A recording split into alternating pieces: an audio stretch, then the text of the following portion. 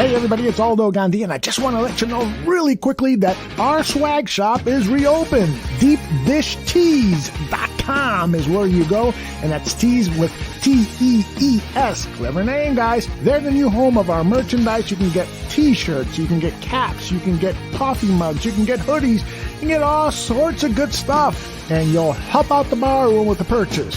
So head over to DeepDishTees.com.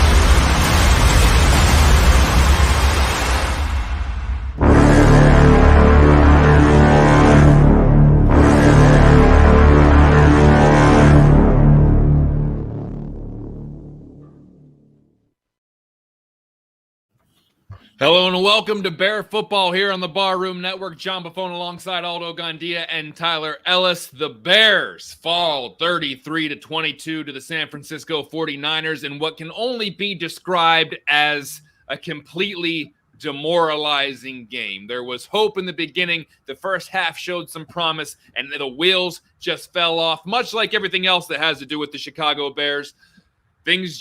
They could not finish. Things fell apart in the end. The defense, very poor performance. The offense sputtered down the stretch. Guys, immediate reactions. Aldo, we'll start with you. Well, it's pretty much what we all should have expected, right? This team is just missing so many pieces, and with the upheaval that happened this week at Hallis Hall, with the head coach not being there, with the awkwardness of the entire situation, with key players not playing, it was difficult for this team to put together a cogent game plan. And I think if anyone suffered the most this week, it was probably Sean Desai, because the 49ers just committed explosive play after explosive play. I went down and looked at the entire play count. 5 run plays of 10 yards or more, and that included a 39-yarder, a 27-yarder, and another 27-yarder, a total of 116 running yards based on explosive plays. And then 10 explosive plays, that's 15 yards or more, accounting for 290 yards, and that included 27 yards, 23 yards, 83 yards, 19 yards, 50 yards, 23 yards, and I can go on and on and on. So the defense, and you just can't blame this on missing Khalil Mack. This was just a overall collapse of the entire defense, starting with Sean Desai and starting with the players on the football field. Gaines, you were showing some real positive attitudes at halftime, talking about how we were getting a good flow in with the offense. Things were looking up. What did you see in the second half that went so terribly wrong? Was it adjustments that San Francisco made, or was the lack of finishing from the Bears? I was positive, John. Then the second half started. Then it all went to crap. I mean, bro, I was just like, oh, we really got to do a show. Yes, we got to do a show. I was like, how are we going to do this? I was being real. But we love you guys. We're always going to be here with you, win, lose, or draw. We appreciate you spending your time with us. But we thought they were going to go vertical, but literally they killed us with the short game and broke tackles. I mean, that's what broke it out.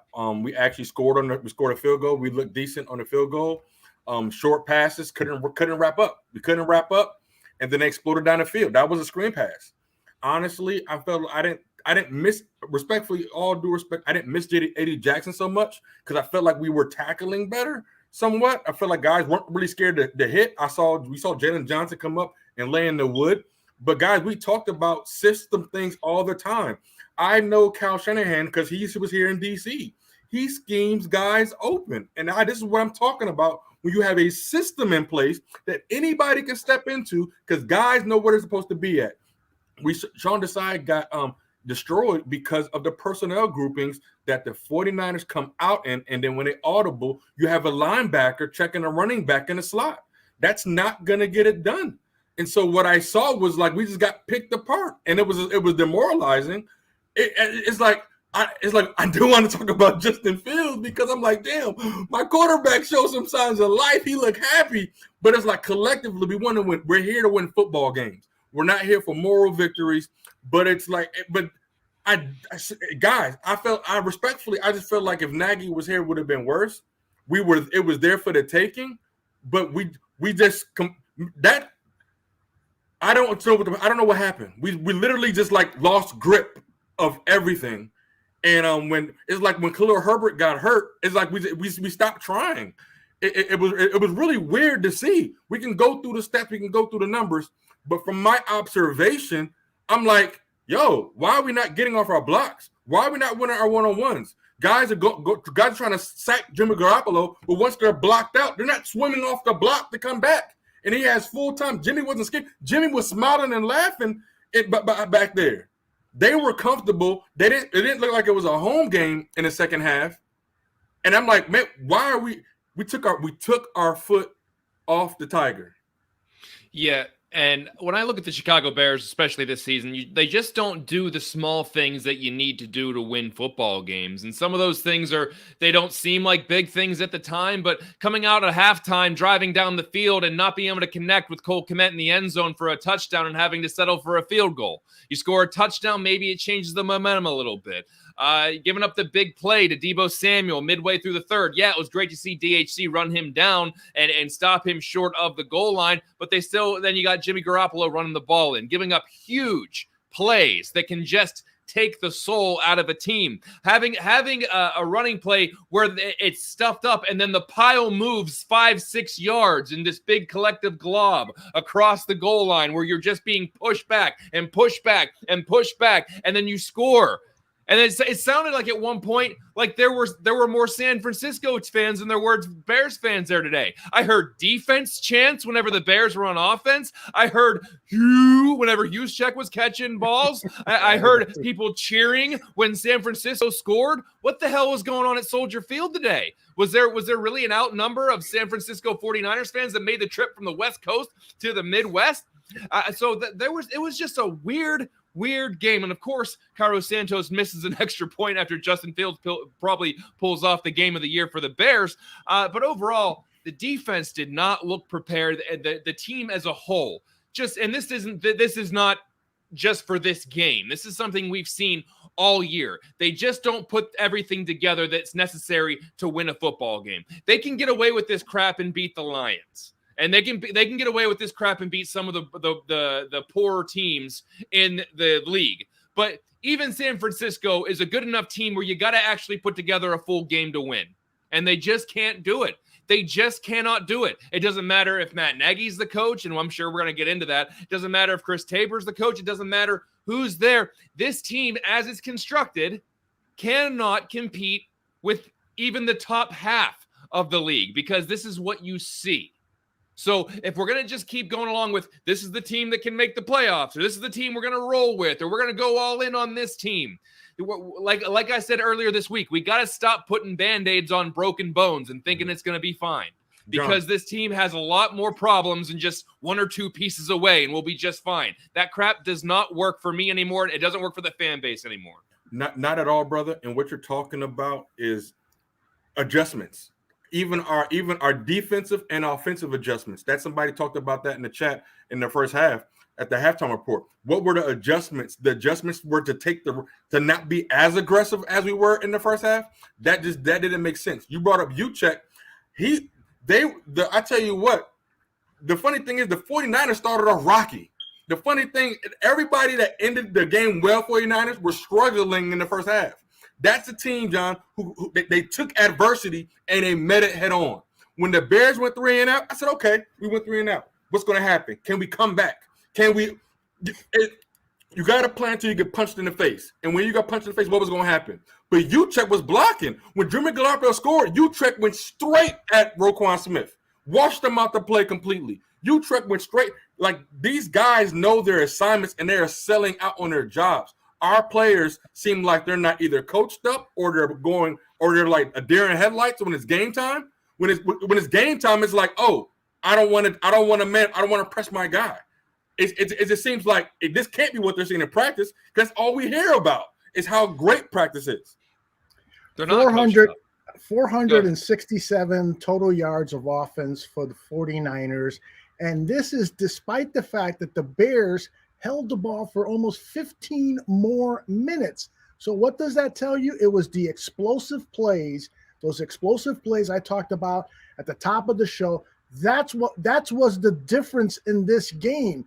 And so people in the chat room are blaming Sean Desai. Sean Desai did not have a good play calling game. Like, for instance, that 80-yard pass right before halftime, he called a single high one single coverage when he should have, because he was defending where the field goal would be. You know, he was trying the defense to stop them getting a field goal attempt. What he didn't think of is, hey, let's instead stop the touchdown. Let's stop the long pass and have play, 2 deep safeties or 3 deep safeties, that kind of a defense. So he made mistakes. But the biggest problem is that there is a lack of depth on this team. There aren't the playmakers on offense or defense. When you have the only interception of the game that the Bears threw was Justin Fields, and he threw it to a player and it hits off his hands and it's intercepted. And the fact that Justin Fields has to continually go to Darnell Mooney, making it kind of predictable who he's going to the ball, is because he didn't have the amount of practice with A-Rob and also these other backup wide receivers. The 3rd and 4th and 5th guys on the depth chart are just not that good. And so poor Justin Fields is forced to try to do what he can do to make plays. This is a systemic breakdown from the general manager all the way down to the players. You got to start by pointing the finger at Ryan Pace. He did this. He hired Matt Nagy. He made mistakes in drafting. He made mistakes in free agent pickups. This is his fault. Yeah, and I think what you saw today was a really good microcosm of what this team has done for the last 4 years, what Tyler was kind of talking about, not making any adjustments whatsoever, saying, this is our plan. Oh, it worked pretty well in the first. Let's work pretty well in the first half. Let's not change a damn thing. And if the other team happens to adjust to us, well, we might be in trouble. But let's just go ahead and just keep doing whatever we were doing. Guys, in the first half, it was the first time scoring on every possession in 8 years. They scored in all 4 possessions they scored on. That was the first time that happened since the year 2013. But they thought, well, everything's fine. We don't have to change anything. San Francisco will probably keep doing the same exact thing. So why don't we keep doing the same exact thing? John, so what you're seeing is a team that's completely, they can't adjust. John, I want you to continue your thought, bro. But what you just said, I was going to bring it up too. That right there has to be Nagy's been the coach for too long. Nagy's been the coach for how many years? And this was the first time that we scored 3 possessions? That was that was a great point what you just said. But that right there, because John, I feel like us losing the game gets Nagy off the hook. That's why I'm really mad. I wanted us to win because I wanted to show that, you know what? This is better without you, boss. This is better without you. This is still the culture he created. This is still the coaching staff he put together. Right. So yeah, in the first half, without him there, the offense looked better. But you know what? It doesn't matter if he was there in person or not. And I'm not going to just make this into a Matt Nagy bashing thing because he wasn't here. But this is still his coaching staff. This is still his team. This is still his system. And I bet you, if they would have won this game, he'd be doing an interview on Monday or wherever from his house or his car, wherever the hell he's going to do his interview, and say, yeah, we had a lot of collaboration. I really put together a good game plan. I bet he's not going to say that now. But when you look at this team, they are just incapable of changing what they do. And they even did it on defense today. They were incapable of showing any kind of adjustment to the game flow.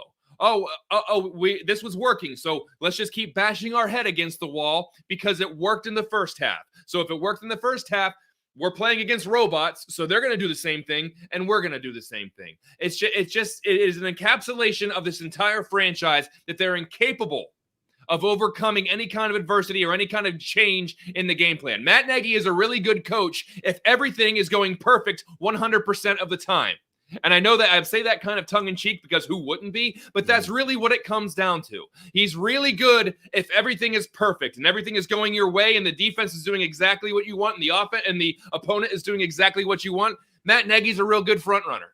But that's not what this team is. That's not how this team was constructed. They're not a powerhouse. They're not going to over-talent anybody. And no matter what team they play, they will have a deficiency at coaching. Especially today, whenever it was, a Tabor in there trying to get his feet wet with the head coaching job. But this team is not built to do anything. It is built to be competitive with the teams that go 8-8, 7 or 8-9, 7-10, whatever it is.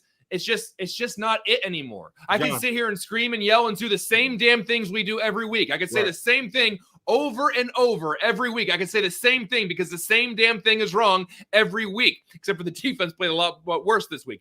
But what's the sense? You could put all these things on repeat, and it's just the same damn thing every week. So if you don't make a change, then we're going to be doing the same show every friggin' week. John, let me ask you a question, brother. Did Khalil Mack show his value a little bit because the rest of the front seven was healthy? I mean, Danny Trevathan is out in coverage. I don't know why. That we seen Garoppolo just go straight at him. Eddie Goldman and Hicks I saw Hicks chasing down guys 30, 40 yards after the run. And so Robert Quinn was giving a max effort, but we couldn't get a sack. I think we got maybe less than 3 or 4 pressures. I mean, 0 sacks, yeah. Yeah. I mean, so without Khalil, it's crazy that without Khalil Mack, 0 sacks. We're talking about 0.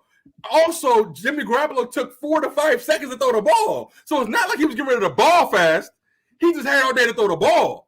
So in my opinion, I feel like we're definitely missed Khalil Mack from that standpoint because Jimmy was just too comfortable because we had good coverage, but our DBs couldn't contain their coverage after 3.5 seconds, and that's when things opened up in the middle field. I wanted to ask you, John, do you feel like Khalil Mack showed his value a little bit?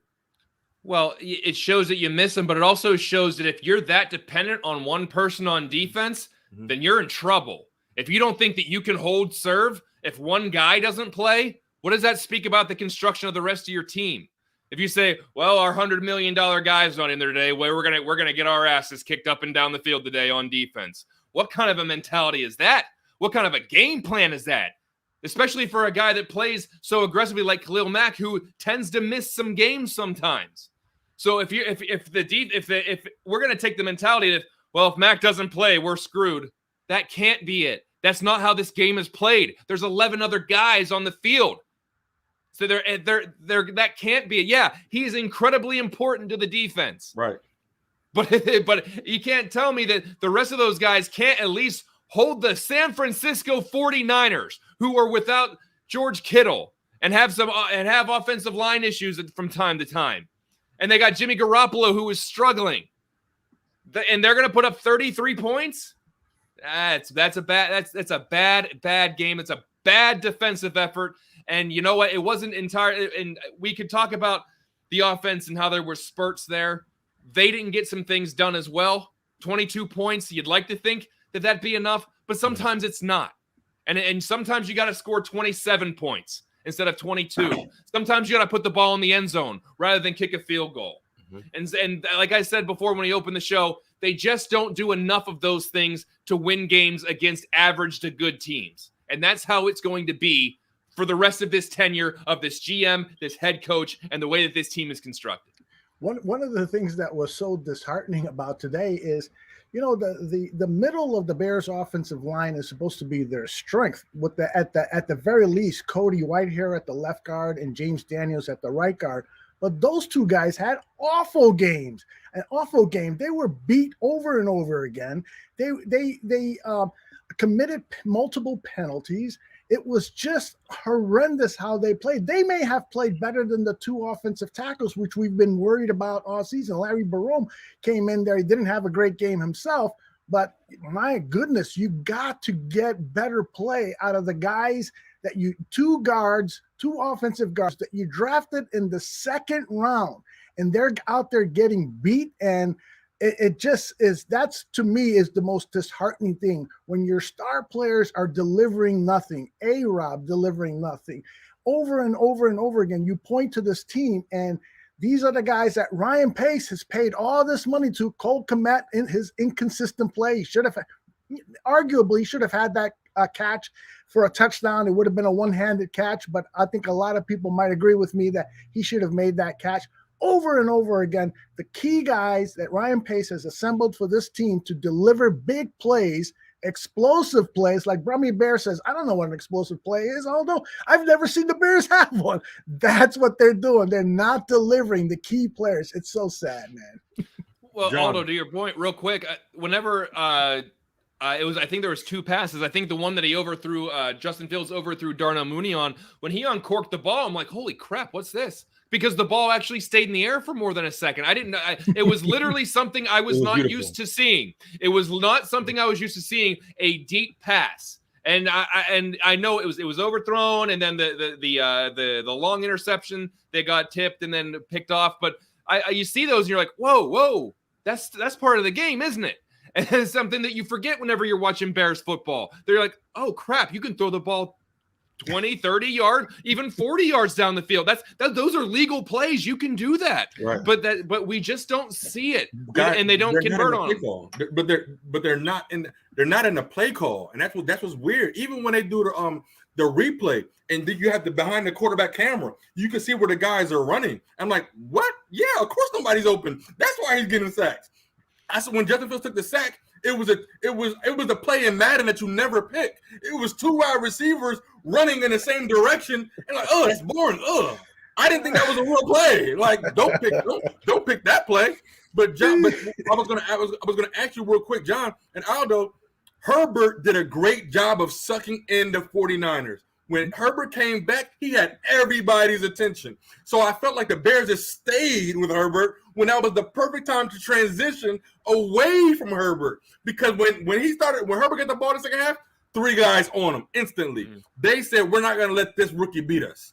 Mm-hmm. But I thought that was a perfect time to stay with an empty backfield set or play action. I just thought that was more opportunities to take advantage of the running lanes that were open because Herbert took the eyes of all the linebackers. They were gang tackling him. So that means Allen Robinson's one-on-one. Well, why not get it to your franchise quarterback, franchise wide receiver? Yeah. Just a quick breakdown here. Darnell Mooney led the team with 6 catches for 64 yards. And then Jesse James, 3 catches for 38 yards and a touchdown. Marquise Goodwin, 2 for 32. Cole Kmet, 3 for 24. Allen Robinson, 3 for 21. Justin Fields on the day, 175 yards, 1 touchdown, 1 pick. Did run for 103 yards. So that's obviously something you want to see more out of Justin Fields. That's great. But once again, not hitting 200 yards and passing. And we can talk about the playmaking and the positives, but when it comes down to it, we consistently see a passing game that passes for under 200 yards. And so is that Justin Fields? Is that play calling? Is that scheme? Is that protection? Is it all of those? Yeah, it seems like the Bears' problems always seem to feed into each other. They're the perfect storm of mediocrity and deficiency. So it's all of these things feeding into each other where it just does not seem right. Even when it's better, even when we saw some flow in the first half, it still didn't seem like it was a real efficient professional offense. And so it definitely didn't by the end of the game. So what are we doing? Are we literally just trying to raise the level a little bit because you don't see this with other offenses where it's just like, okay, we're expecting more than 200 yards. We're expecting more than 300 yards. We're expecting 2 to 3 touchdowns out of our quarterback a week. We're expecting good protection. As Bears fans, we're trying to rationalize 175 yards as a pretty good passing performance. And I'm not talking about Justin Fields personally. I'm talking about the passing offense. I'm talking about just the offense in general. They just can't get anything put together. They can't get on the same page. And we're going to talk about how they scored 22 points and how that's great. We're talking up the fact, or at least the point output. We're excited that they got 22 points. But that's the norm for most teams. Mm-hmm. That's average for most teams. Mm-hmm. We're excited if we can get to maybe the average sometimes, but we're never going to be the top echelon. And it's touchdowns. Let's just break it down. We only scored 2 touchdowns. That 2 touchdowns. That's it. Like, come on. That's 14 points. We got to let out some field goals. We scored 2 points, 2 touchdowns on some amazing plays. Two amazing plays out of how many? 58, 62 mm-hmm. plays. And so, like, that's ridiculous. It's a ridiculous standard. If you're happy about that, that's why the freaking Bears suck. That's exactly why. Because as a fanship, we can't celebrate mediocrity, John. I don't want to play to these 500 levels that you talk about anymore. No, why can't you score a touchdown on every freaking quarter? I mean, you normally get what, 3 chances, depending on how much you're running the ball. You normally have about 3 offensive drives per quarter. Why can't that be a sustainable drive to get points? If you got points every drive, then you're really cooking. Then you're really cooking. But from some point to get a touchdown, it just makes sense. Now, Justin Fields, we got a rookie. I'm noticing his passes over 25 yards are high. They're high for everybody. They're high for Allen Robinson. They're high for Godwin. And so that's what I'm noticing with Justin Fields downfield. I haven't seen that Hail Mary yet. I was hoping that somebody would be underneath that ball. That was a beautiful spiral, John. I was like, oh my God, he's going downfield. But it was like, but it was a course. It was 10 yards ahead of the receiver. And so what? But John, imagination, lack of system, it's a crapshoot, bro. It literally is a crapshoot. I'm glad Herbert has spurts. And somebody in a chat said that Herbert's second half was trash. That's not Herbert's fault. The whole damn defense was looking at him because nobody's a threat. Nobody's a threat, so of course the whole defense is gonna look at him. That's on the coaching staff for not going away from him. And so I'm not going down any one player because the players are running where they're told to run. This is why, ladies and gentlemen, it's gonna be very exciting when we're looking for a new coaching staff this offseason. Yeah, well, and guys, we're what? How many weeks are we into the season now? The Bears are what, 3-5, or what's their record now? Let me update my graphic. Yeah, you got your spaceship graphic on here that we can bring up because it'll take me a minute to update it. We're not quite halfway. We're not quite halfway through the season yet, but I think we're in one of the worst spots imaginable when it comes to a fan base, because some teams where it's so obvious that this team is rebuilding, and then you're trying to look for the young guys and you're trying to look at what's positive to look like for next year. Other teams are gearing up for their playoff run, seeing what kind of deep run they can make. The Bears, we're just losing interest. We're just losing interest about this team because who cares? Until the head coach is gone, until the GM is gone, until there's some new life breathed into the organization, who cares? Yep. This team is in purgatory. This team is just, it's barely even like noticeable. You're like, oh yeah, the Bears, they still play football down Shoulder Field, right? Like they're just they're forgettable. They're an incredibly forgettable team until you look at it and like, oh yeah, Bears lost again.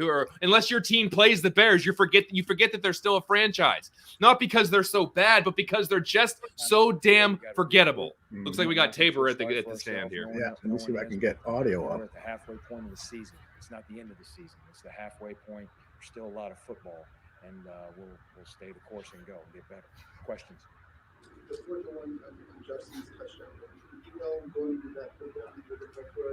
I did. I knew if it was the right down and distance, we were going to go for it. Yes.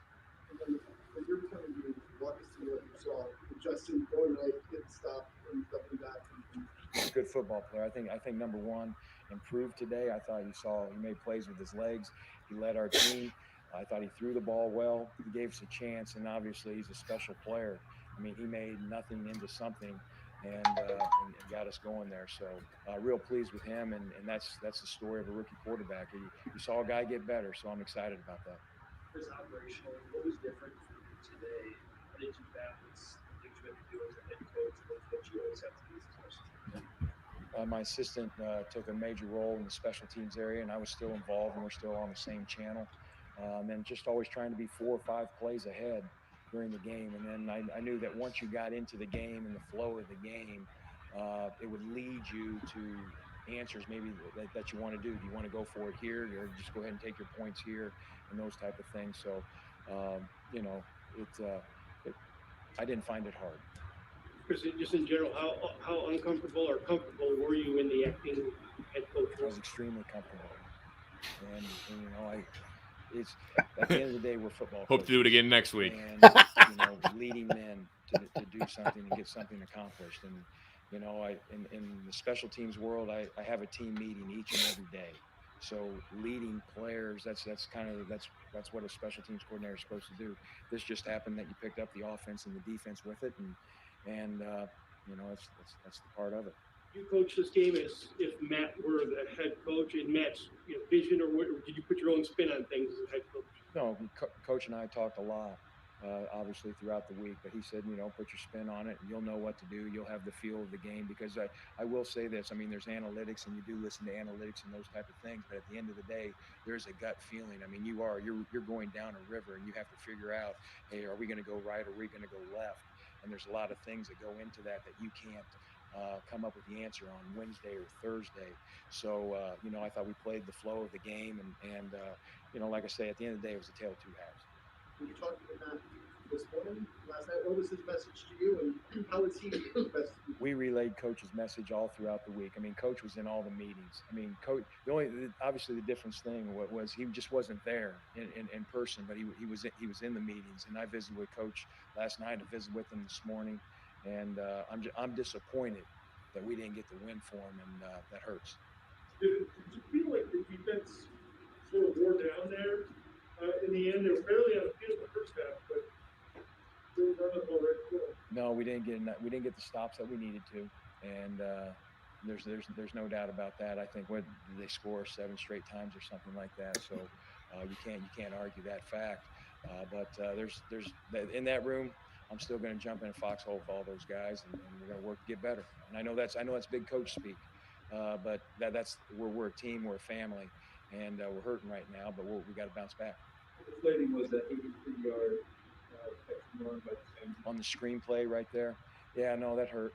That did. That was a great play by them. You get them in 3rd and 20, and you always think that you're going to get off the field and set yourself up possibly for a short field situation. It didn't happen, but we got back and tied it, and then unfortunately missed the extra point there.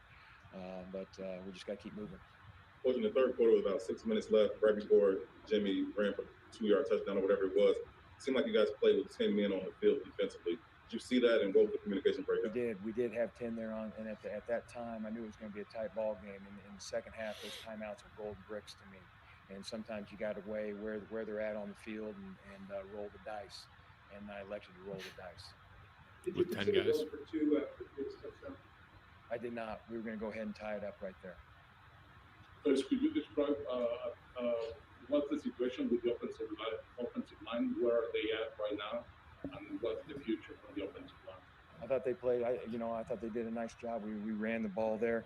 I know that when we lost, Herbs and we lost Damian, those were 2 tough losses in the backfield right there. But the thing that I was proud about those guys, and I think it really showed more so in the first half, is we would have a positive play, and if we had a negative play, we regrouped and we went on to the next one and just kept kind of chopping wood.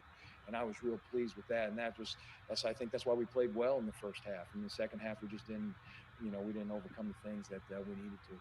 That was obviously consulting. What happened on the missed extra point? And then it was wide right, correct? Because I can't tell from my vantage point. Wind right there, and when you got the ball up in the air, I didn't know if it was going to actually sound crazy too high, where it gets up a little bit more in the jet stream there. And, that's disappointing. Do I think he's still going to make kicks? He is. What is he now? 50, 51? Is that what he is on extra points? I think I'll stick with him. Heels of the big play that Justin made, did that feel like the momentum kind of shifted back? I didn't think so. At the end of the day, what we said in the huddle, guys, we're going to have a field goal to win it. So whether the game was tied or you're down 1, we're still going to need another kick. And that's football right there. So, he needs to make that. But at the same time, we were going to have to make another play in order to win the football game. Looking back, is there anything that stands out to you that you wish you would have done differently in this game? No, at the end of the day, you always want to score more touchdowns than you do field goals. And I think that's what, what it comes down to. Tonight, Gorham started after getting only 3 practices. I realize you're the special teams guy, of course, as well, but discuss what went into that decision. Well, he had a great week of practice. He got out there and practiced on Wednesday, and we wanted to see where he was at, and he just kept kind of getting better each and every day. So, we felt comfortable with him playing, and, and I'm sure he's had some good plays out there, and I'm sure there's going to be some plays that he wants back, but we'll just have to look at the tape on that and evaluate that and then go from there. All right. He was doing great until he said he did get a practice. Yeah. Hey, John, hey, I just tweeted the Bears. Hey, I like that. Hey, no excuses. I heard no excuses. I heard accountability. He didn't try to make us believe we saw something we didn't. and he didn't. Well, yeah. And that's where I don't talk to me like I'm stupid. We freaking sucked down the end. We lost control. He said what they tried to do. Thank you. Don't tell me about more questions. I already got questions. Don't give me more questions by saying we got to go figure out what happened. When you were on the damn sideline, you got front row seats. The guys behind you know what happened. I will say that it's refreshing to not have to say, I don't know what happened. I'll have to go back and look at it. As if like, where the hell have you been for the last 3 hours? What do you mean you don't know the why? I can tell you why right now. You got your ass kicked. But I think that, the lack of cliches was a little refreshing. Being a little more direct was refreshing. But what do you want him to say? He's the special teams coach taking over 1 week, and at least he was trying to be as honest as possible and not say anything that was going to get him in hot water with his head coach the next day. But but that's the thing. Standard press conference. That's nice. I'm not incredibly pissed off right now like I usually am, because we have a lack of accountability and we have a lot of deflection going to say, you know what, I need at least a day to come up with some answers for you guys. So you can ask me all these same things tomorrow because I just don't know how to polish up this turd right now. So so at least he went out and said what went wrong. He at least acknowledged things went wrong. So that I guess that's refreshing. If we're setting the bar so freaking low, that I guess, yeah, fantastic. Bravo, Chris Tabor. I don't know what else to say, guys. I mean, at this point, really, we have to start talking about, should the Bears start exploding this team? You know, they don't get any explosive play, so maybe what the explosion should happen on Monday and Tuesday, the last 2 days where you can trade players. I just saw this online. Would you guys make this deal? I guess this is FanDuel, hypothetical deadline trade. Would you trade Allen Robinson for a 3rd rounder and a 6th rounder? No. I need a second. I need a 2nd and a 4th. You're never gonna get that. Period. You're never gonna get that. You're never gonna get a 2nd and a 4th for a guy that's on track to catch 55 balls. But John, that's what they did that crap on purpose, bro. They did that. They're not sabotaging Allen Robinson to pay him $20 million this year. No, but it's just for 1 year. It's just for 1 year. If you don't spend the money, it's dead money. You got to spend it anyway. Yeah, but if they're sabotaging Allen Robinson and he knows that, do you think he's going to be like, "Oh yeah, please, I want to come back here"? You sabotaged me last year. It's not so much about sabotage, but it's about we're going to look somewhere else for targets. So he can't demand that much money, and so in the offseason you can negotiate more. But if Allen Robinson would have left and held it out, like if he would have held out like he could have, he had all the leverage. He had all the freaking leverage in the world with no money. Okay, but guess what? So, if you hold out all year, guess what? You turn into Le'Veon Bell, you punt on $20 million, and then you don't get the contract you thought you were going to get, and you just screwed yourself out of $20 million, and you get the same damn contract you were going to get anyway. You just lost a year. So there was no leverage there. There's no leverage there. John, so you shut your mouth and you take what they give you. But the facts are Allen Robinson's last year, the last 3 year stats are more than a lot more harder than this. Period. Yeah, so you can't tell me that there's not a team out there that says, I know the Bears offense is terrible. I know the scheming is terrible. I know that the coach is terrible. So we're going to give him what he's worth anyway. That's a steal. I know. But that's what I'm saying.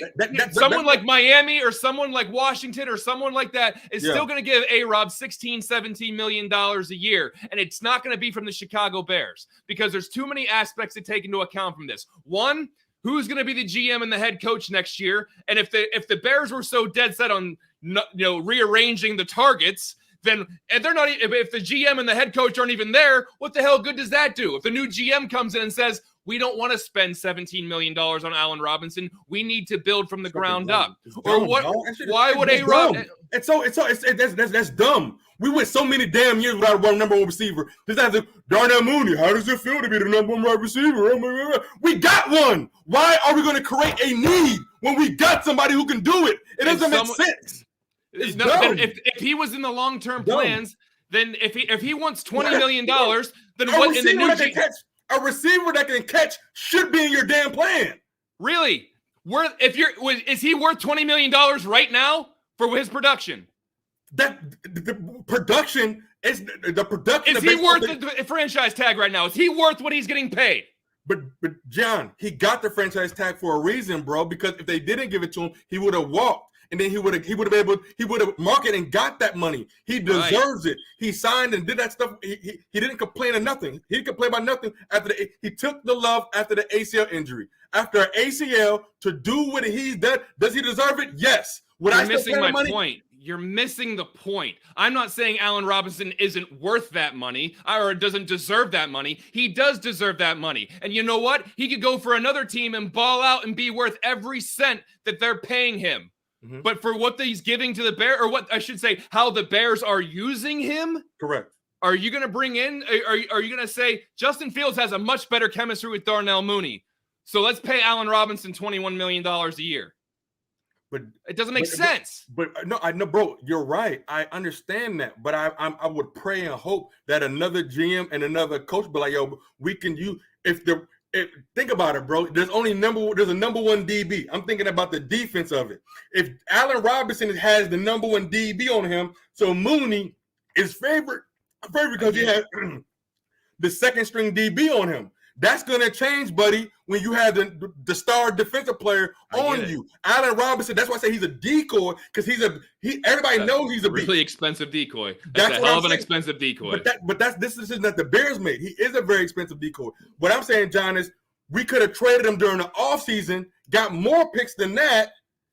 That's what I'm saying. We could have traded him before. If we were going to use him like this, we could have traded him, got more for it. That's all I'm saying. No, I get it. And also, I completely understand your point, because you saw that in Pittsburgh. Once Antonio Brown left, all of a sudden, Juju Smith-Schuster wasn't going against the number 2 cornerback anymore. He was getting the number 1 cornerback, and his production went way down, and he did not sprout like they thought. I'm not saying Darnell Mooney anoint him as the number 1 receiver for the Bears. I'm not saying that at all. What I'm saying is either you work this out with Allen Robinson and you figure out a way to get him back to the level that he was at and scheme some more balls around him, or they're not going to pay $17 million for a guy that hauls in 1 or 2 balls a game.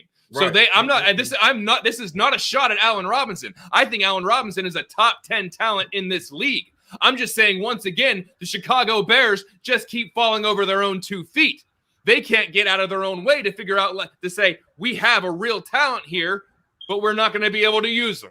Or we're going to scheme something else. And it sucks that we're going to let this freaking coach come in here and we're going to let guys leave because they want to be used properly. When any regular NFL team is using more than – look at the damn Rams.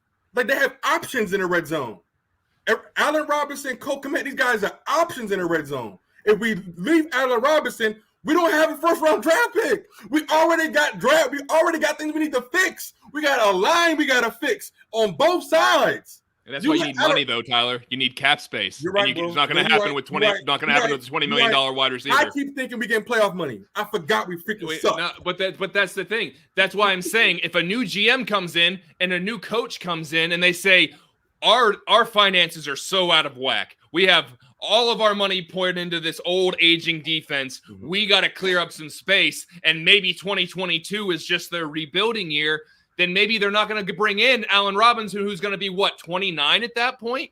They're not going to sign him to a long-term contract if he's not part of the new regime's long-term plans. Oh, that's all I'm saying. I feel you, bro. He's going to go ahead. I'm sorry. I was just going to say, I love it when you guys debate. I mean, I love it so much. And I cannot wait for Tuesday at 6 p.m. Central when we have the Bear debate. It'll be Tyler Ellis versus John Buffone, giving you more of what we heard for the last 5 minutes.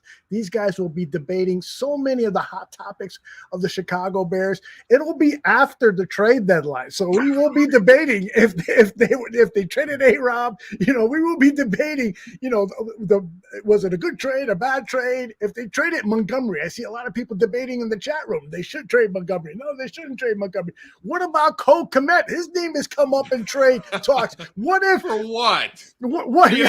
What happens if a team says, "Hey, we'll give you a 4th or a conditional draft pick with the low ceiling being a 4th round draft pick if you give us Cole Kmet"? Would you do it? No, because you spent your highest draft pick 2 years ago on this guy, and you either, I guess, go down with the ship on this because you're paying him nothing. He's not taking up any salary cap, so just like let him burn out, and maybe he turns into something. Which If he turns into what he was, 4 or 5 balls, I get it. He's not going to live up to his draft capital, but maybe he produces a little bit. I can't give up on that guy. He's not making anything. If we lose Allen Robinson, I hope he goes to the freaking Bills and him and Mitch Trubisky kill us. I'm telling you right now, I'm gonna be freaking pissed because he's gonna go to Tampa Bay. He's gonna go to Tampa Bay. He's gonna go to the Colts. He's gonna go to the Patriots and fry. Allen Robinson go to the Chiefs and fry. And they're like, he'll have a market. But that's what I know marketing. That's what's gonna happen. And we got a guy here. We didn't want Leonard Fournette because he was too old. Like, stop that. We need talent. We need talent. We got talent. It was the budget was mismanaged. Who's in control of that? Is that Phillips again? Is that Phillips and Pace? That's Pace for the most part. All right. But the fact of the matter is, they forgive you when you win. They forgive you when you win. But the fact that we're not winning because we don't have the coaches in place. So we got to blow. It just sucks, bro. I remember when we did it. Devin Hester should have never been our number 1 wide receiver. He was an awesome target. He was an awesome weapon X. But he was our freaking number 1 receiver next to Musa Muhammad. Like, you know how long it's been when we had Allen Jeffries and Marshall, that tandem. If it wasn't for the egos, that was the best time. We had 2 wide receivers above 6'2" who could catch anything. I don't want to go back to the desert days that we don't have a guy that can catch. Darnell Mooney can catch, yes, but with a number 1 wide receiver on him, bro, DBM is going to be different. And so we're going to have to draft we got to draft a lineman. That's our second round pick should be going to a lineman. That's what I feel. Anything else is like negligence. So who's going to step up? I get it. Yeah, but so I'm talking about if a new GM comes over and they need to reallocate some funds and they say, we got a lot of money wrapped up in Khalil Mack. We got a lot of money wrapped up in Robert Quinn. We got a lot of money wrapped up in Akeem Hicks. We got a lot of money wrapped up in Eddie Jackson. And we could have a lot of money wrapped up in Allen Robinson. So how are we going to address the offensive line? And so I'm not saying I know the answer, and that's why I'm not the GM of the Chicago Bears. But whoever comes in has got some questions to answer there. And you're not going to be able to just keep everyone and then add a bunch of people. That's not how this works. So you're going to have to get rid of somebody with a big contract. You're going to have to start shaving off some salary cap somewhere. Does that come from a Robert Quinn or a Khalil Mack or an Eddie Jackson, but you're still going to carry some dead cap in a trade? But right now, probably the most sell-high candidate they have is Robert Quinn, who we didn't think was even going to possibly live up to the contract he got. And now I don't know if his stock could be any higher than it is right now. So if you're looking at this, and once again, we're assuming that the GM and the head coach are just going to be like, yeah, let's blow it up because we're not. Why would Ryan Pace blow it up if he thinks that they're playing for his job? If Matt Nagy thinks he's coaching for his job, why would he blow it up? Because you're gonna trade for all the assets that you're never gonna use. So I mean, don't be surprised if absolutely nothing happens at the trade deadline because these guys are coaching for their positions. And if they just say let's just move everybody out of here and get some draft picks, good luck to the next guy. That's not how it works. They want to try to make one last stand and try to make something work with the team they put together. So as much as people are going to be clamoring for some sort of move, I tend to think there's not going to be a damn thing that happens at the trade deadline because this team, they're going to try to make this team work at least one more year so they can try to get one more year. So I doubt you see any kind of activity before the trade dedeadline. The future of the Chicago Bears is scary, man. It is scary. Right, Tyler? If you're listening to the audio version, you're probably wondering what the hell's going on right now. But Aldo put some Halloween masks on us. What you get? This is less scary than the Matt Nagy one you put on me during halftime. Yeah. So I will gladly take that one. You want me to put that one back up just so this audience can see it? Oh, come on. I won't do that to you. Yeah. But so, I mean, trying to wrangle this all back in because I think quite frankly, the only thing that Bears fans can talk about now is the future because it's the only thing that might have an iota of hope to it. Because like I said before, this team is just middle of the road, bottom half, who cares kind of thing. We're getting completely turned off from this franchise so much that we're not even talking. This is a post-game show and we're not really talking about the game because honestly, does it have an impact? Right. Do we care anymore? And so we lost this game. And then I I really need them to beat the Steelers next week because I've been talking about how they're going to beat Pittsburgh for almost 6 months. But it's just too much to care anymore. We were fired up in the first 3, 4, 5 weeks talking about how someone needs to get a kick in the ass and someone needs to jumpstart something. We're to a point where it just doesn't effing matter anymore. It was just get us through this season and let's move on to the next stage, because no one has any kind of confidence in the people running this franchise. There's no confidence in the GM. There's no confidence in the head coach. There's no confidence in the scheme. There's no confidence in the culture. So it's just another thing of let's just play out the season, guys. Let's just see what happens. We're not going anywhere. Hooray, it's football season. We get to what? You know what does piss me off a little bit is they keep wasting years of our fandom. Yeah. Because some of us are in our 30th, 40th, 50th, 60th year of fandom watching the Chicago Bears. Some of us are in our 20th or 30th year. Some of us are in our 5th year. Some of us are in our 1st year. God help you if this is your 1st year following the team. But but you just keep wasting time where we only get so many Chicago Bears seasons in our lifetime. I'm not trying to get super psychological here. I'm not trying to get over emotional here, but you only get to watch so many football seasons in your life. And they just keep wasting them because the Chicago Bears, they're making money hand over fist. They're making some of the biggest profit they've ever made as far as owning a football team. But when you're a fan and you're as emotionally invested as us three and all the people that listen and watch this program, you're just thinking, you've wasted another year of my fandom. You've wasted another year of my life. And how many more of those you're going to – it's like a toxic relationship. How many more years am I going to waste on you before I wise up and leave your ass? That's almost what it is, where it's just what else am I have to go through? I'm not sure how much you can hear of this, but Akeem Hicks is at the podium. That next drive they went right down on. Any thoughts on that sequence? I think that we have to appreciate the offense, for stepping up and putting up points, right? As a defense, that's all you can ask for. So I think the onus falls on us to stand up, towards the end of that game. You guys didn't have Khalil lose Eddie on the second play of the game. Did it feel like they were gone? But those things are going to happen. It happened to me against Detroit, right? So, unfortunately, we can't predict who's going to be able to play on Sunday, but we have to understand that as long as we build a proper foundation, as long as we have guys that understand the game of football and how to really just go out there and sell out, I think that we could play with anybody. Getting a couple of weeks now of this unit struggling a little bit, how do you guys sort of get that swagger back?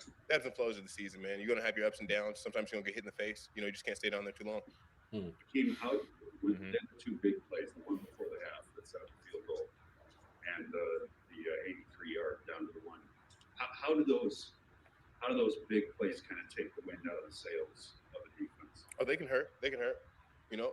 When you have an 80-yard play, there's a lot of frustration, right? But ultimately, I guess it kind of goes back to what I was saying to him. You got to stand up, especially when they give you an opportunity, on the 2-3-yard line, 1-2-yard line, in order to make that stop happen, right? He didn't quite get in, right? They reviewed it or whatever. And, I think that was the point where we had the opportunity to stand up. Mm-hmm. Give us your assessment of how you felt Justin Fields played today, and is he continuing that progression of that you guys would like to see? I'm going to start it off with, I'm not a quarterback analyst, but I will say this. He's elite. Like, it's fun to watch, right? I remember a play where he made like a little spin move, and then he took off for another 10 yards. Now, although it wasn't a crazy game, it just says, or it tells the defense that, man, we got to really work on tackling this guy. Maybe slows them down a little bit, so it gives you other options. I think that he made some elite throws. I saw him come across his body and hit somebody in the left corner. I enjoy watching him play, and I look forward to his growth. Akeem, this is a defense that's had a lot of success the last several years. When things aren't going your way during the course of a game, what are the conversations like on the sidelines between you guys as players and coaches and collaborators? They're aggressive. It's a want to, right? And I think for guys that have played this game for a considerable amount of time, I think that what's going on and you feel it. And I think that we have several veterans on the team, I'll speak defensively, that when they feel that moment, they recognize it and they try to get everybody to, come along, bring everybody in. We're about to fight. We're in a match right now. So I think that although we play some really good defense, we're not perfect, and we're going to have to take our lumps and get back up. What were they doing a little bit? I love this guy. And when his career is over, I hope he lives in Chicago, becomes a broadcaster. I just love this I guy. think that they got the ball off quick. I think that He could they, be on the post-game show. There wasn't as much play action as I Welcome anticipated. aboard. I think that some guys got open. I think ultimately or overall, we were holding him quite well in the first half, leading into the mid third quarter, and I think that it started to get out of hand around that time. So I feel like it wasn't an all day fest. I think that we played some good defense, but ultimately we kind of gave it up in the end.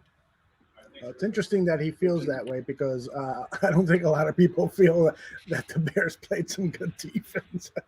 I mean, what's he supposed to say? But yeah, I mean, I know. Look, I love Akeem Hicks. I love the energy. I always think that that's a guy that I would run through a brick wall for. I love the energy and I love the culture that he's brought to that Bears defense. Does anyone here think that he's going to be part of a successful Bears team because of his age and the trajectory the team is on? No, and I think Tyler might agree with me. I see Tyler's pissed off. He's so frustrated. But I would love to see Akeem traded to a team where he can hoist the Super Bowl trophy. I mean, he doesn't have a lot of years left. I see, because of the amount of weight and pressure he puts on those lower extremities, the feet, ankle, knees, and so forth. He's got another tops 2 seasons left, and he's such a cool guy that I would love to see him traded to a winner and go deep into the postseason because the Bears are not there. The Bears have to start the rebuilding process as soon as possible. Start building around Justin Fields. Make sure that you first and foremost build together the best offensive line in football, then give him some weapons and start to win games where it's 45-33 and then pay attention to the defense.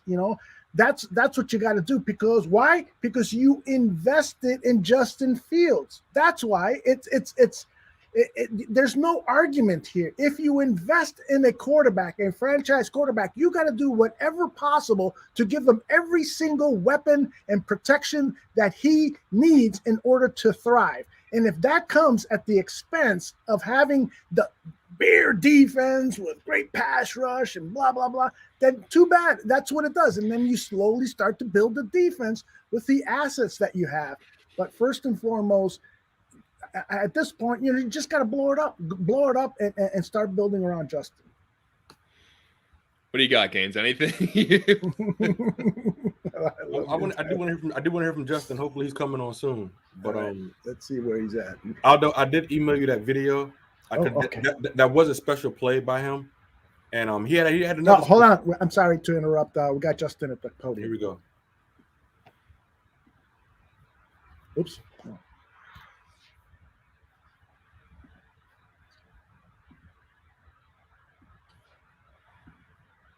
I think you lied to us, Aldo. Yeah, that's just all it is right there. We tried to get Khalil to the flat real quick, and the end came off free. So just try to make a play on 4th and 1 and just get the first down.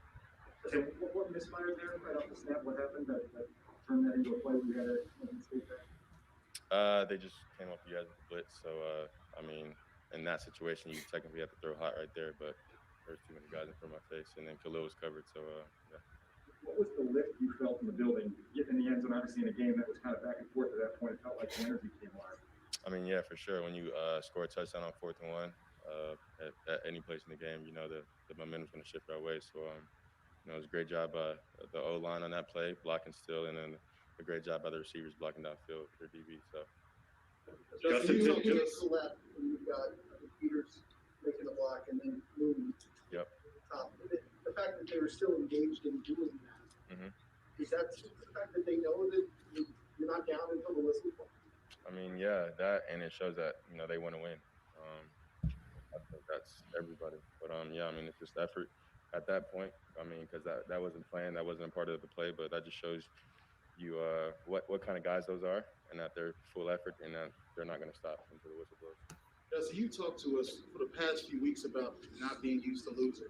Yeah. How have you adjusted personally to dealing with the fact that you're all on the losing streak right now? Just not paying attention to it, just literally just going back to work. That's it. So, sometimes you can't control things in life and you just got to keep going. So that's what I'm gonna do. Just keep going. How have you dealt with the toll mentally? Mentally, I think I'm in a good spot right now. Just trying to keep the outside voices out, just Good. try to, keep the thing that we have like within the team, and just really communicating with each other and getting on the same page, and I mean just trying to keep all the outside noises out and just focus on us.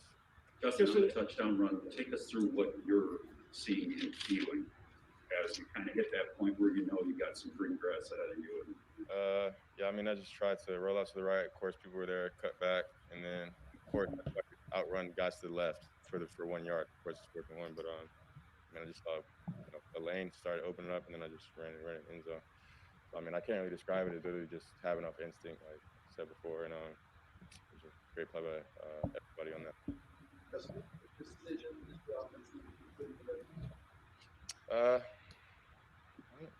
What kind of precision? Is that what it comes down to? Is it just you've got to throw in the tighter space? I think when we run the ball, we gotta get positive yards down there, and we just gotta execute better. It's that simple. We caught a few plays down there that they made us check it down. We weren't expecting that coverage, and they gave us a different coverage. But when the defense does that, just gotta try to find a positive play, get 4 or 5 yards, and get the kicker in better field goal position. How did Matt Nagy's absence impact your day?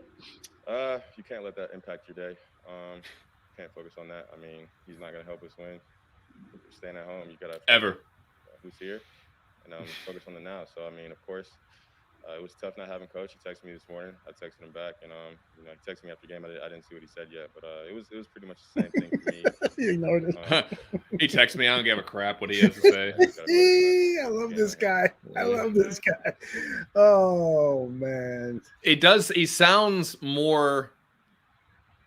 I don't want to say because I think that press conference could be misconstrued as he's down in the dumps or he is distraught, where I think more along the lines it's like he's irritated that they're losing and he's angry that they're losing. And I think that he has the character makeup to say, I hate this and I want to do everything I can to make sure we don't keep feeling like this. So I like that kind of edge to him. I don't see that as, oh man, Justin Fields' demeanor is, so bad and his body language is bad. No, this is a dude that wants to win above everything else. And I think that this is a guy that you should build around. And so he's pissed off they lost. He's pissed off he didn't do enough to win the ball game. He's pissed off the team didn't do enough to win the ball game. So that's something that you want to see. You want to see that a quarterback that cares about that kind of stuff. So not to dig too deeply once again psychoanalyzing everything, but you want a guy that's angry that you lost.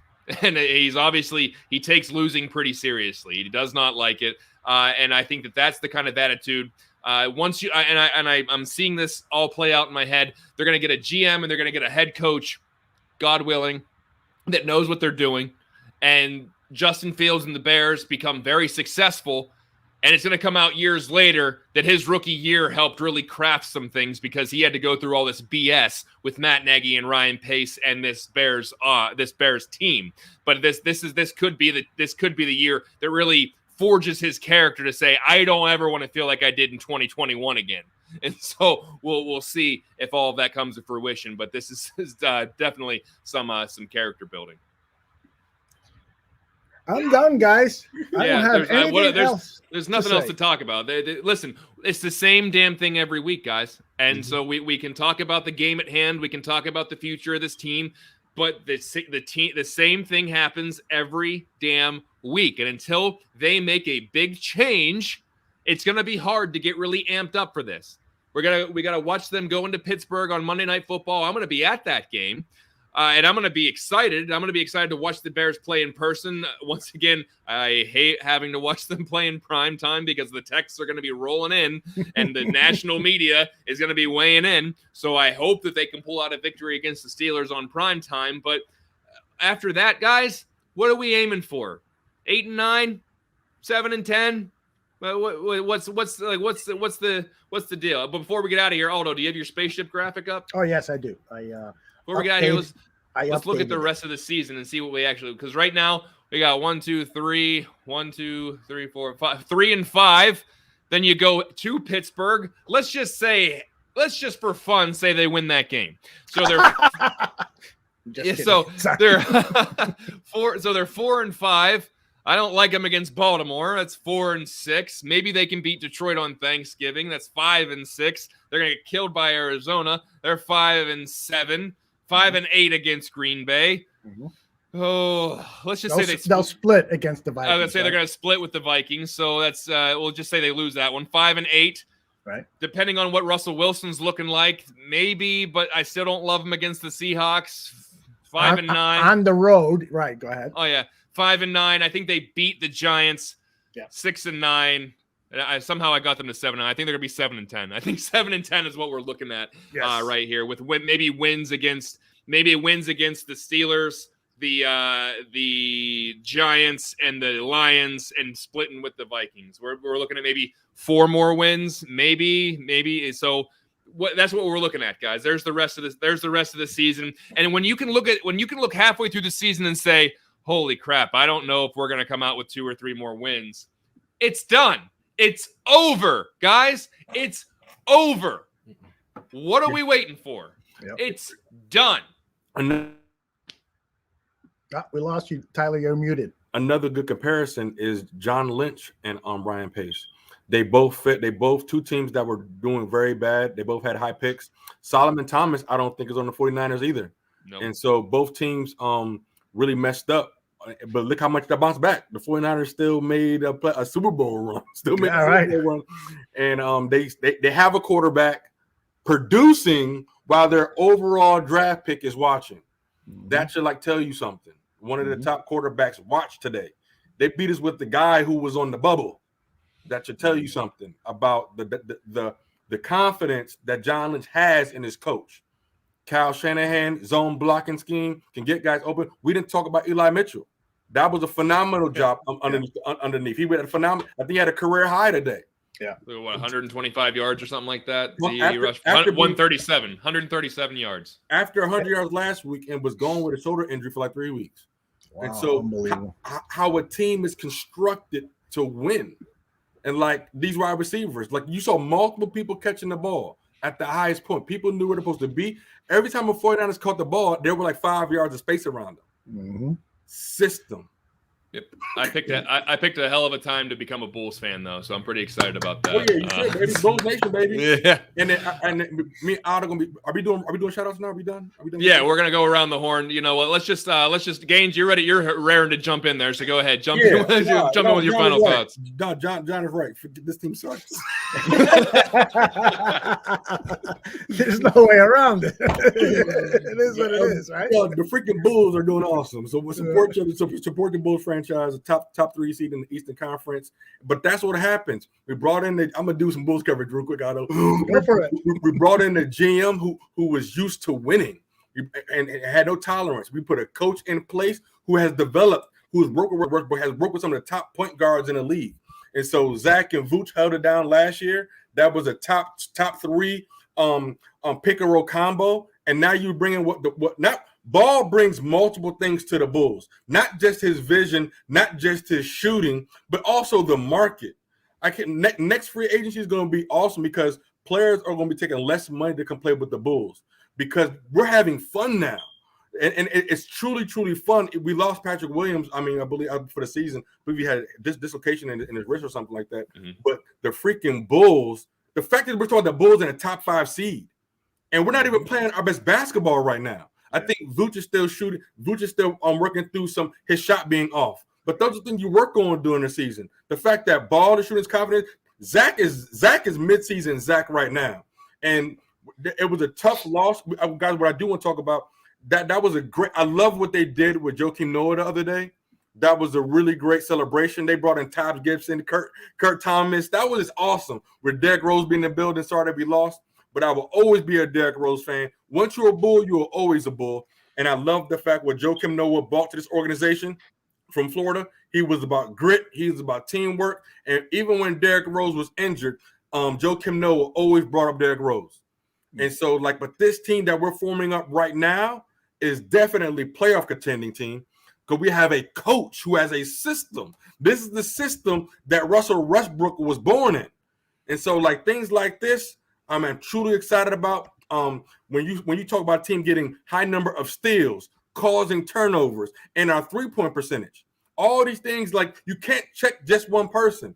And I truly love that. And breaking news, freaking C-Red Radio is coming back this season with my brothers. Hey. That is freaking happening because we actually live this. Like, we play the game. And so it's truly awesome when you get to see your father's favorite basketball team, like, man, just actually do well. Freaking Bears, man. But go ahead, Aldo. Oh, sorry, you ain't go. I'm sorry. Go ahead, wrap up. But the last thing, a special shout out. I just really want to say a special thank you to the man, the best fantasy football commissioner, Joe Mandel. He did a phenomenal job producing perspective of games this last week. And there was something that meant truly a lot to me as we talked about the Mombasa Kenya Relief Initiative. Go ahead and check out the show. I'll have the network retweeted out today, but it was a way that you can be a part of it. We're giving back to the children, the village of Mombasa, Kenya, and we're building up multiple classrooms. We're feeding over 3,000 children. It's like over 15 different programs, getting kids from grade school all the way to college. And there's ways that you can be a part of it. So thank you for Aldo, the network, John. It was truly a pleasure. And we have some virtual fundraisers coming up soon. And so, but I appreciate all the awesome shows at the network. Bears fans, don't let it get you down because these guys going to get paid no matter what. So tomorrow, have a kick butt Monday and go for gold. Aldo? I love it when you say that these guys get paid. You told me that your dad told you that, right? Yes, sir.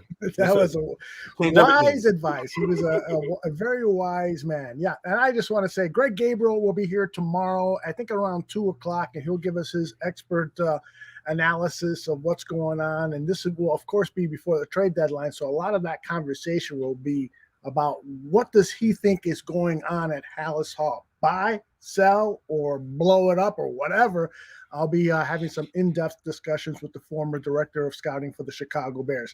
That's just the first show that starts on Monday with our Bears coverage. So it's important for you, if you want to stay on top of everything, is to subscribe to the Barroom Network here on YouTube, and also wherever you get your audio podcasts, subscribe to the Barroom Network, because not only will you get C-Red Radio, the Chicago Bulls show, you get 2 other great Chicago Bulls podcasts that we have. You'll get a NHL hockey podcast with the Parisi brothers and Frankie Mueller. You'll get baseball. You'll get all sorts of stuff and entertainment stuff on movies and stuff. So we'll get you covered with all of your entertainment and information needs. All you got to do is subscribe to the Barroom Network. John, it is all yours. Appreciate it, Aldo. And once again, thanks to everybody who tuned into this. I know it isn't easy sometimes, Bears fans. I know it's hard to watch that game and say, you know what? I want to hear about an hour's worth of sports talk about this team. So it's as difficult as it is for us to sometimes talk about it. We know sometimes it's just as hard for you guys to listen to it. So we appreciate everyone who is in the chat room, who is listening to this on the podcast version, the video version, the audio version. Does not matter. Guys, this team is tough to watch. But what we got to do is realize that we're all in this together. We're all going to watch this team for better or for worse. We're all going to watch this team when it eventually turns the corner. When that will be, we are not sure. But I will say that we're going to be here whenever the good times start rolling in. So like I always say, whether it's your first time or your 50th time listening to this, we appreciate you. Like Aldo said, be sure to catch up with all of the Barroom Network programming on Tuesday. Like Aldo said earlier, Tyler and I will be on the Bear Debate, going back and forth with some of the hottest issues with the Chicago Bears. Dan and Aldo, they'll be back with some much more coarse language than what you heard on here. Also, Buffon 55 on Wednesday, we'll break down that Pittsburgh Steelers matchup to see if there's actually a chance that the Bears can go into Pittsburgh and steal a win on Monday night. Danny Shimon, of course, breaking down the tape on the Bear Truth, and Mike North, I'm sure he'll have plenty to say on the Chicago Bears as well. So, like Aldo said, be sure to tune in to all the great stuff we got here on the Barroom Network. But that will wrap up this edition of Bear Football. We appreciate each and every one of you. For Aldo Gandia and Tyler Ellis, I'm John Buffon. We'll see you next time, everybody. Bye, everyone.